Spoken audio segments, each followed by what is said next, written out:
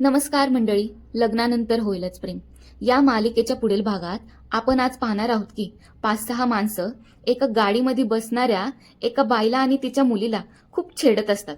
आता काव्या तिथं मधी पडते तेव्हा ती 5-6 माणसं आणि काव्यामध्ये भांडण सुरू होतं. त्यातला एक माणूस काव्याला म्हणतो, ओ मॅडम, ते कायदा वगैरे तुम्ही आम्हाला शिकवणार का?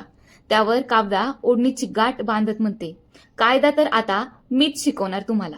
कायदे कसे काय माहित नाही हो तुम्हाला? एवढे मोठे झालात तरी. असं बोलण्याच्या जाळ्यात फसवून काव्या त्यांना गाडीपासून लांब चालवत नेते. तेवढ्यात त्या गाडीत बसणारी बाई ती गाडी घेऊन तिथून पळ काढते.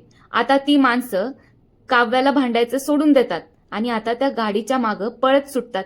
त्यांची तशी झालेली फजिती पाहून काव्य आणि पार्थ एकामेकांना टाळी देत हसू लागतात. आता दुसरीकडे रम्या आणि वसू आत्या प्लॅनिंग प्लॉटिंग करत असतात. रम्या म्हणते, असं कोमा, पॅरालायसिस नाहीतर मग ते मेमरी लॉस असं काहीतरी व्हायला हवं. मग किती मस्त होईल ना काव्याचं. वसू आत्या पण म्हणते, बघ इमॅजिन कर फक्त, काव्या सगळं विसरलीये, अगदी पार्थला सुद्धा. मग किती मजा येईल ना.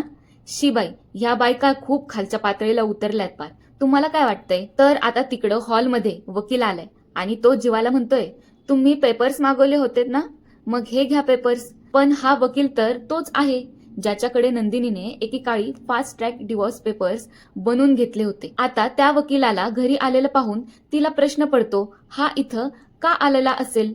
ती थोडी आश्चर्यचकित होते. तिला पण जरा टेन्शन सुद्धा आलेलं असतं, कारण आता तिला ज्या गोष्टीची शंका आलीये ना, तेच आता होणार आहे. बघा ना मंडळी, तिकडे काव्या आणि पार्थचं नातं तोडण्यासाठी रम्या आणि वसू आत्या प्लॅनिंग प्लॉटिंग करतात आणि इकडे जीवाने स्वतःच डिवोर्स पेपर्स मागवलेत. ही नाती जर तुम्हाला टिकावी असं वाटत असेल ना, तर लवकर चॅनलला सबस्क्राईब करा.